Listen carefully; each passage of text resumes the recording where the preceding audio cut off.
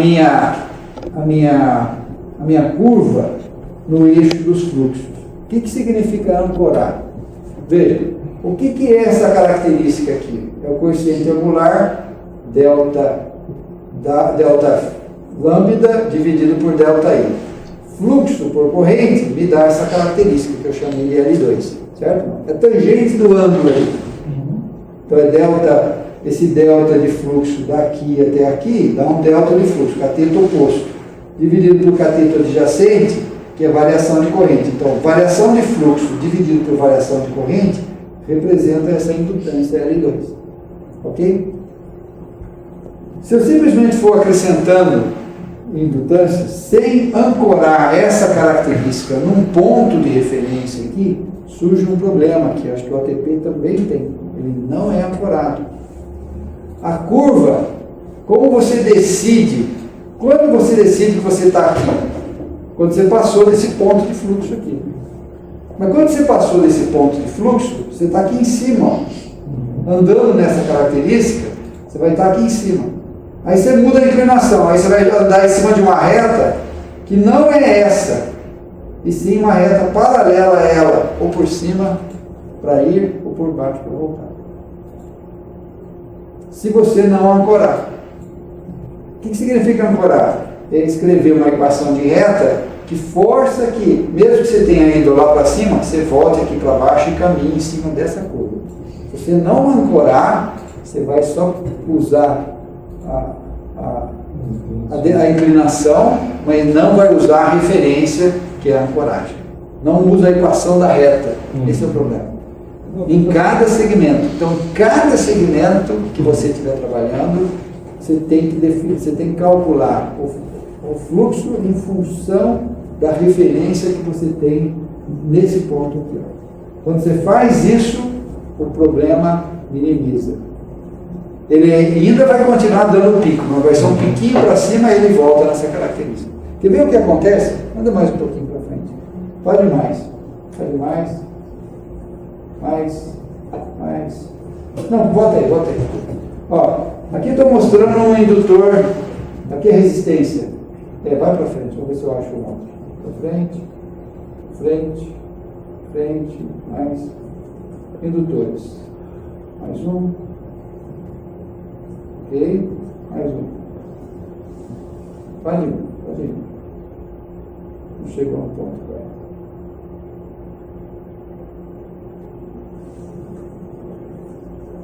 agora. Aqui. Olha o que está acontecendo aqui. Ó. Eu tenho duas características. Aqui eu ando certinho em cima da característica. Aqui, ó, o MATLAB anda certinho. O ATP andou acima, em paralelo. Por quê? Porque ele não tem ancoragem. Certo? Então, na hora de implementar essa solução de chaveamento por componentes, a forma que você implementa muda o modelo. Então, você dá uma característica, o circuito equivalente que você implementa, a forma como você implementa, se você não segue a equação de reta, fixando a referência aqui, só usa a inclinação, só a tangente de delta, só os L's por associação e não fixa, você pode incorrer nesse problema aqui. Ó. Isso aqui, ó, significa que você está indo por um caminho que não é o que você queria que ele fosse. Eu fico pensando na questão do raio num para-raio de baixo, por exemplo. Você chega e vai botar uma coisa que vai crescer 15 kV em 1.2 microsegundos e o erro de fluxo vai ser monstruoso lá em cima. Na verdade, aí o problema está mais na representação da resistência. Né? E aqui a gente garante que o caminho em cima da característica vai acontecer porque eu não tenho o mesmo problema que eu tenho na indutância. Não, tudo bem, mas o problema é que você, quando for calcular o primeiro ponto que entraria na nova característica da...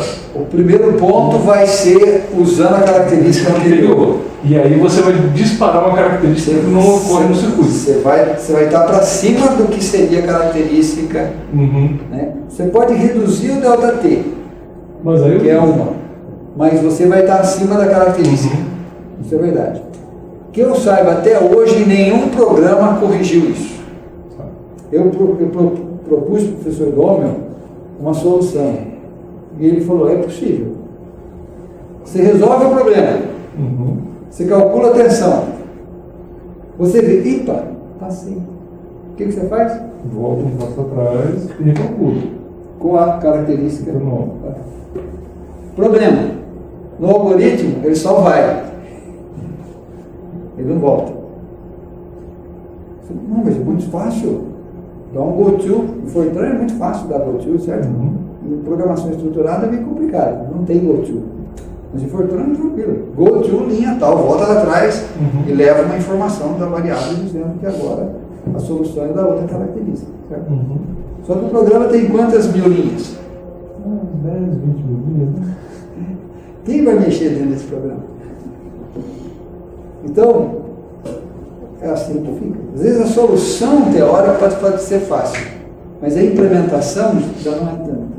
Agora, do ponto de vista de pesquisa, se você pega um caso como esse, pega um programa no MATLAB, simula, depois faz, prova que resolve, você escreve um artigo no 3E. Lembra como é que surge artigos e revistas? Você descobrindo problemas e resolvendo com soluções simples. Mas você tem que ter um primeiro programa que você escreveu, que você sabe mexer, que você sabe, nessa linha aqui eu tiro isso, eu ponho aquilo, eu faço, que você sabe o algoritmo.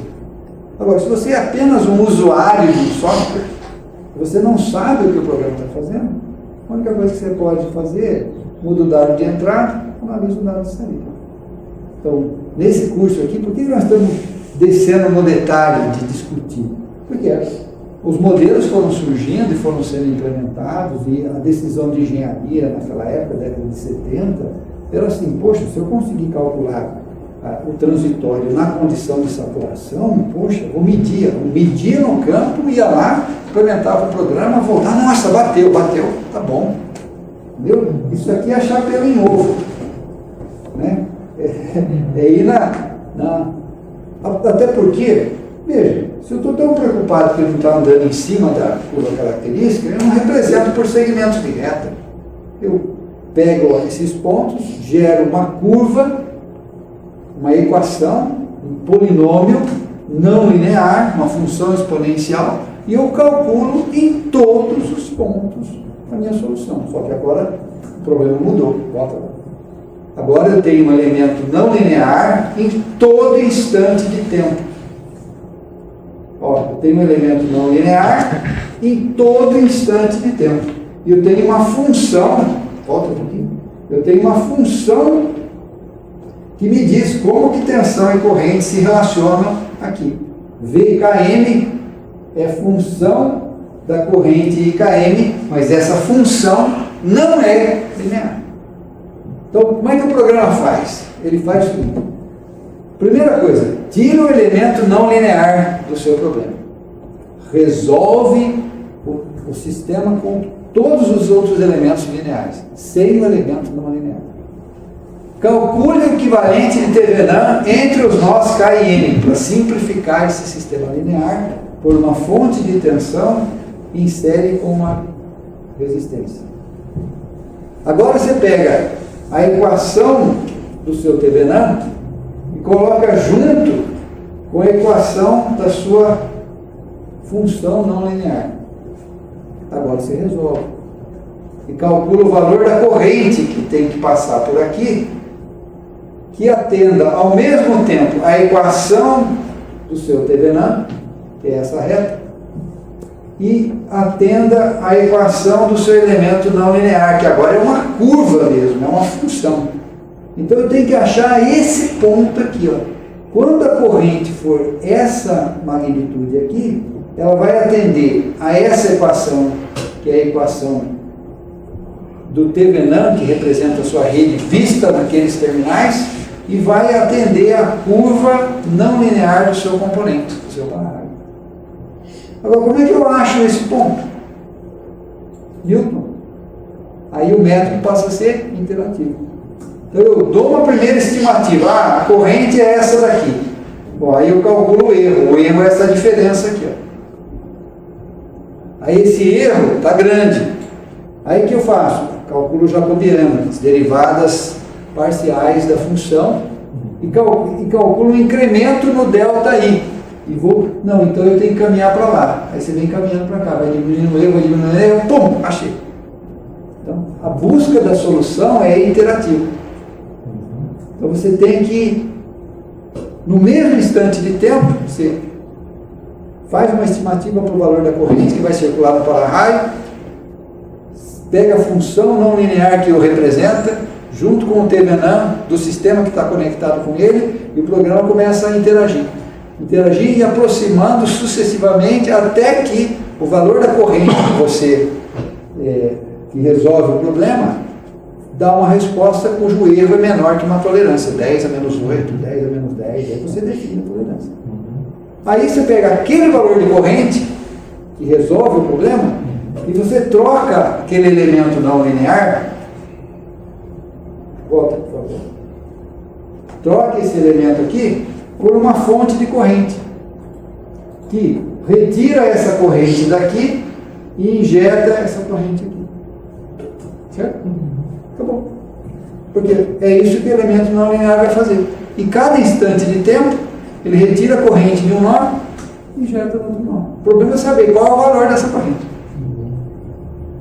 Então, em cada instante de tempo, independentemente se é 1 microsegundo, 1 nanosegundo, 1 picosegundo, a solução tem que convergir para resolver com a tolerância que você definir a solução que atende a parte linear do sistema e que atende a equação não linear.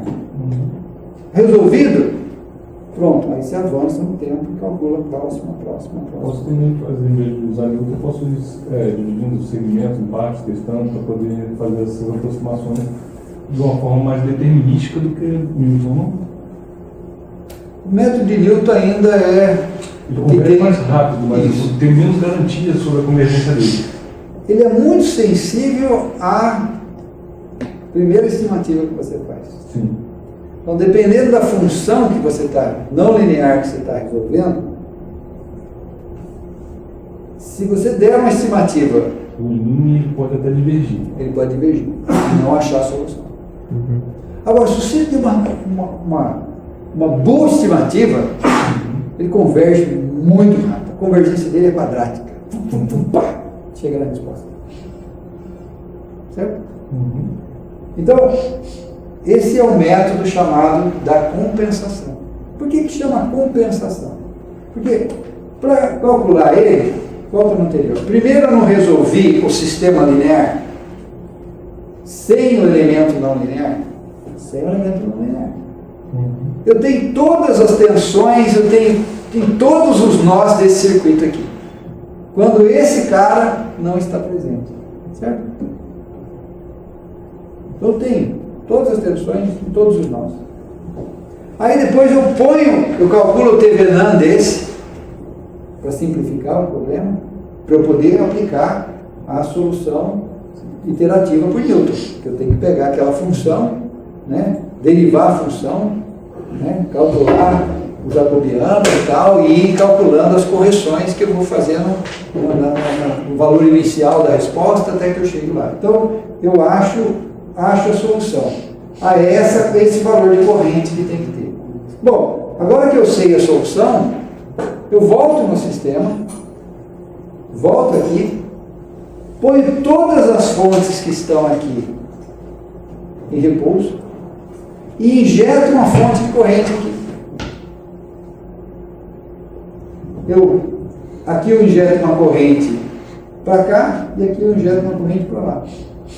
Isso vai ver o efeito que o elemento não linear causa no sistema. Ou seja, que aquela fonte de corrente causa no sistema quando as outras não estão presentes. Se eu somar com o efeito que eu tinha quando todas as outras estavam presentes, naquele instante, pum, eu tenho a resposta do problema. Você fala, não, mas isso é superposição. Calma. Eu estou compensando a solução. Porque eu não poderia aplicar superposição num sistema não linear. Concorda? Mas quando você acha aquele ponto, você consegue linearizar como aquele... E porque a solução aqui é linear. E se eu tiver mais de um elemento... Se eu tiver 3 para-raios no meu sistema, o sistema é trifásico, acoplamento entre fases, vai ter um equivalente de TV nano com impedâncias acopladas. Quando eu coloco os para-raios, eu resolvo eles são individuais, não tem acoplamento entre o para-raio da fase A e o para-raio da fase B, eles são considerados elementos concentrados e sem nenhum acoplamento. Mas o sistema é acoplado. A linha de transmissão tem acoplamento entre a fase A e a fase B. Quando cai um raio na fase A, tem sobretensão na fase B. Entendeu? Então, o TV nano aqui é calculado de forma acoplada. Mas a solução em cada para-raio na fase A, para-raio na fase B, para-raio na fase C, cada um, inclusive, pode ter qualquer característica. Um pode ser um dióxido de zinco, outro pode ser de carboneto de silício, não tem problema. Ele vai resolver, achar qual o valor da corrente na fase A, na fase B, na fase C, diferentemente, e vai dar a solução. Entendido? O problema é muito bom. Até hoje ninguém pensou na solução melhor para resolver sistemas não lineares. É assim que é feito. E bate. Qual que é a garantia que você tem? A característica desse elemento você tem que conhecer bem. Aí o problema, o fabricante te dá. Quando você faz um ensaio no laboratório para levantar a curva do para-raio, você consegue levantar direitinho? Sim. Influência da temperatura, influência do tempo, influência de um monte de influência, não é? Tem bastante coisa, mas dá para levantar a curva assim em repetibilidade. Tá aí, ó. Então, se você conhece bem essa característica, você fala, se eu pôr o para-raio nessa condição aqui e aplicar um impulso atmosférico, ele vai puxar quantos de corrente? Qual vai ser a limitação de tensão que ele vai cair? Se eu botar o transformador aqui, o pessoal do laboratório de alta tensão faz uma série de ensaios lá. Um dos estudantes que fizeram o curso na vez passada, ele reproduziu os ensaios que eles fazem lá no ATP. Então ele pegou o gerador de impulso lá e representou no ATP. Ele pegou o gerador de corrente lá e representou ali. Aí ele fazia simulações, pegava o resultado medido e pegava o resultado do ATP. Caraca! Bate! Então é porreta. O problema é bom, desde que o modelo que você utilize seja correto, que as suas escolhas na definição das variáveis, os dados que você utiliza sejam bons. Tá certo? Então, dois métodos para resolver sistemas não lineares. O método do chaveamento de componentes. Ficou claro? Para resistores, para indutores. E outro método, o método da compensação. Certo? É aquilo que eu disse, ó. Você tira o elemento, coloca uma fonte de corrente, retira a corrente do nó K e injeta a corrente no nó M. E com isso você vai calcular a solução, né? Isso compensa o efeito nas tensões devido à presença dessa fonte de corrente adicional que está entrando no seu circuito. Pode ir. Acho que aqui tem alguns exemplos, e aí acho que dá para voltar. Eu acho que eu pulei uma parte lá. Volta lá na parte de resistores. Ainda já viu? Não, então não está certo. Pode ir. Uma parte que mostra. Aí. Aqui, ó, a gente está mostrando a corrente, uma resistência não linear. Ele pegou aqui, fez uma simulação para vários segmentos. Pode ver que aqui olha, tem 1, 2, 3, 4, 5 ou 6 segmentos. A gente vai descobrir já quantos segmentos ele representou. Mas dá para perceber uma variaçãozinha aqui, ó. É justamente no MATLAB a gente vê isso. No ATP a gente não vê. Por quê? Porque você tem controle do que você está fazendo. Né? Então, essa aqui é a corrente no elemento. Note, é isso aqui, ó. Para limitar a tensão, a corrente aumenta bastante, ó, porque a resistência diminui bastante. Então a resistência varia. A resistência aqui era uma, aqui é outra, nesse trecho é outra, nesse trecho é outra. Aqui a resistência é a mais baixa possível. E depois volta, e depois olha, vale para outro ciclo. Tá vendo? O problema que aparece aqui também. Ó. Aparece aqui também. Vamos ver, olha aí. Aqui está representada a característica, um segmento, outro segmento, outro segmento, outro segmento. Note que ele colocou aqui, plotou V por I. E plotou usando um gráfico representando a magnitude da amostra, né, uma em função da outra. Você está vendo aqui, ó, esse carinha está meio fora aqui? Tem uma bolinha meio fora ali, não tem? Por exemplo, ele está voltando aqui, ó, em cima dessa característica aqui. Aí ele passou. Ele deveria estar nessa característica aqui, certo? Ele passou. Olha, tem um carinha aqui, um pouquinho para cima dessa, tá vendo? Ele estava andando nessa característica aqui, ele tinha que andar nessa aqui, ó. Ele passou. Olha esse cara aqui, ó. Isso é por causa da coragem, né? Não. É porque eu primeiro preciso saber o valor da tensão para saber se eu fecho